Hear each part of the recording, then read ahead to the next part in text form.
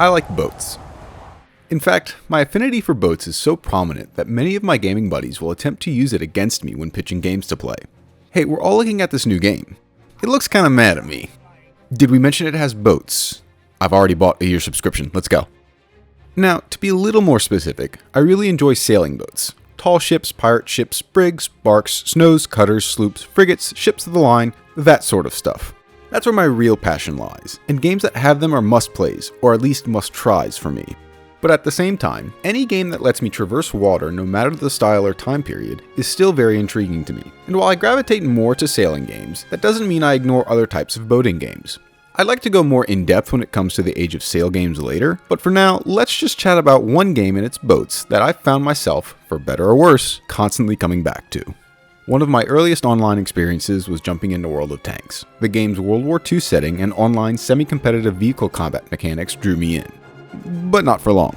One of the things that really ground my gears was not just the grind, which comparatively wasn't that bad back in the day, but how you only had one life per match. Get one-shotted by someone using premium ammo, also a major qualm, well, that's too bad, back out to the maintenance bay and on to another queue. Eventually, I heard about this other game, War Thunder. It was similar in concept, but with World War II aircraft instead of tanks. I gave it a shot, and found the airplay a bit more forgiving than tanks. It was a lot harder to get one-shotted, and on top of that, War Thunder also allowed you to take out multiple vehicles per match. But still, planes aren't tanks, and so I split my time between World of Tanks and War Thunder. That is until War Thunder announced their own tanks. I remember my first time trying War Thunder tanks. I had also reinstalled World of Tanks just to get a fair comparison. It didn't take long to find that I preferred War Thunder tanks, because in my very first game, I remember hitting the gas and attempting to take a turn in my little Stuart tank, just as I would in World of Tanks, but finding out, whoa, these tanks can drift?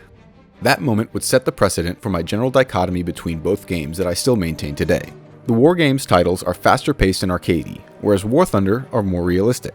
However, I quickly found out that I was running into similar issues in War Thunder that I had with World of Tanks. I ended up mid-tier where games were ending quickly, even with the ability to bring in more than one tank per game. I was getting one-shotted, up-tiered, and, well, just not having fun. Planes were a little better, but the up-tiers were still just as harsh.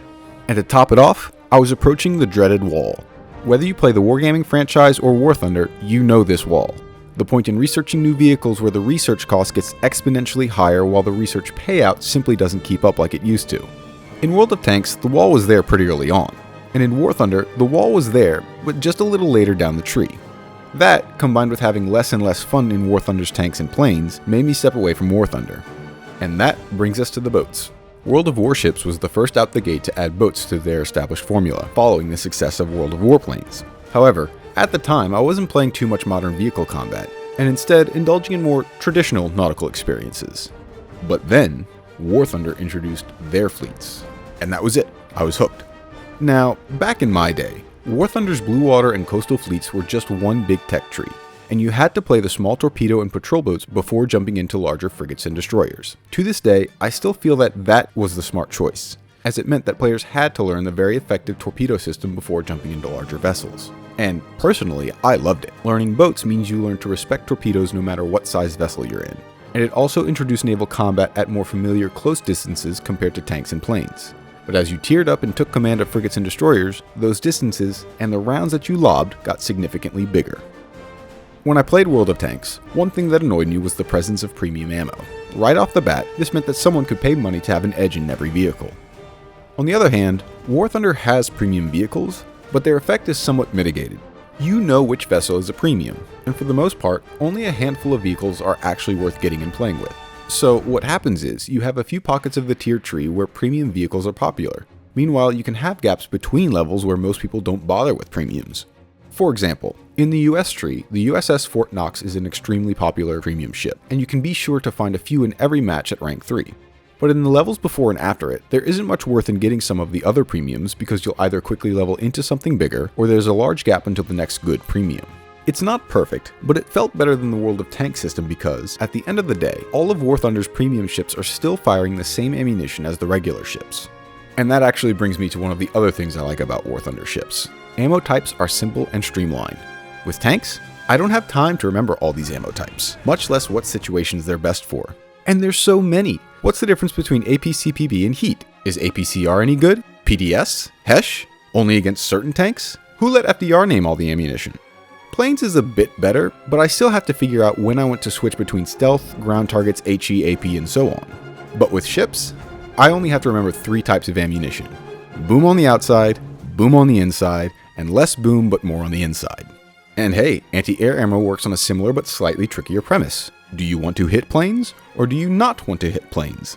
The small arms ammunition boats use works on nearly the identical frame that the large caliber ammo does.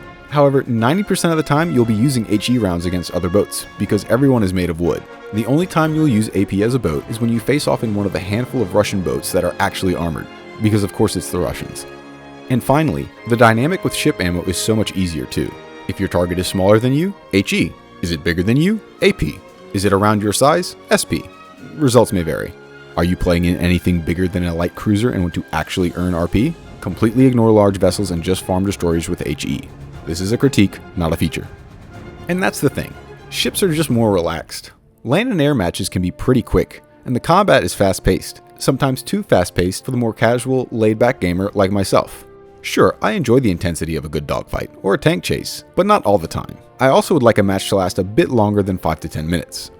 But wait, play realistic, I hear you say. Right, well, I would like my matches to be longer. I don't want them to take an hour. I actually have attempted to play realistic air battles, and this is 100% hyperbole. I would like to actually get into realistic air naval just later, at some point. But ships? That's where the happy medium is. Ships at most can last around a half an hour, but on average can last about 15 to 25 minutes. With frigates and destroyers, matches can still feel a bit fast-paced while still taking some time. But with bigger ships like cruisers and getting into battleships, you can usually average only 1 or 2 of your vessels. Meanwhile, you are less likely to use your planes. These also are significantly less effective in higher tier naval matches, what with the ungodly amount of pro-ground DACA that large ships put out. With tanks and planes, it's wild, frenetic, and chaotic. You can end up switching between numerous targets in the course of a dogfight, or move from one engagement to another in tanks. But ships? Ships is a patient man's fight, a gentleman's fight. The time between salvos grows as you move up to bigger and bigger ships. You need to predict your target's movements, otherwise the slightest shift could mean the difference between a successful shot or being off target completely. They've also changed this for arcade battles, it's just point and shoot now. I'm not complaining. Too much. Ships isn't just a longer match, it's a slower paced game, and I love that. And look, as the average ship enjoyer, I will be the first to admit that ships aren't exactly intense or challenging. This area, this map, this area, Weenie Hut Juniors. This map, Super Weenie Hut Juniors. Now, if you're looking for a faster paced experience on the water, War Thunder does have that.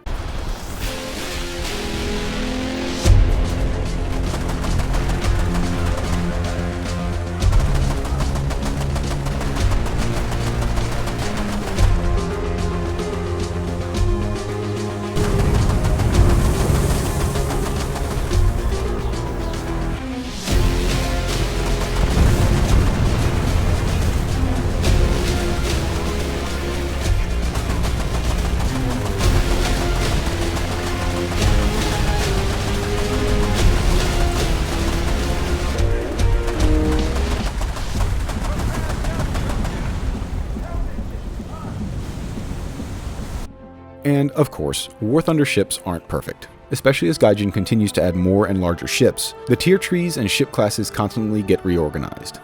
And, just as with tanks, being up-tiered makes you feel like you're sailing papier-mâché, while being down-tiered makes you feel like a Neptunian god on the water. The RP sharing for large vessels sucks, and planes slowly become obsolete, so the catapult-launched floats on cruisers and up feel, well, meh. But for me, War Thunder Naval, both shallow water and blue water, are fun, and in the case of ships, is just right when it comes to pacing and gameplay. Apparently the boat community of War Thunder is a comparably small one, but I'd like to count myself as a fan. So here's hoping that War Thunder keeps up with their naval combat, and maybe finds a way to make planes with ships more plausible, and RP at higher tiers more spread out. But overall, I enjoy it. Thanks for watching another one of my little waffles. If you liked it, please check out my other videos, like and subscribe. The next big video is still in production and on its way, so stay tuned. Thanks again for watching, and see you next time.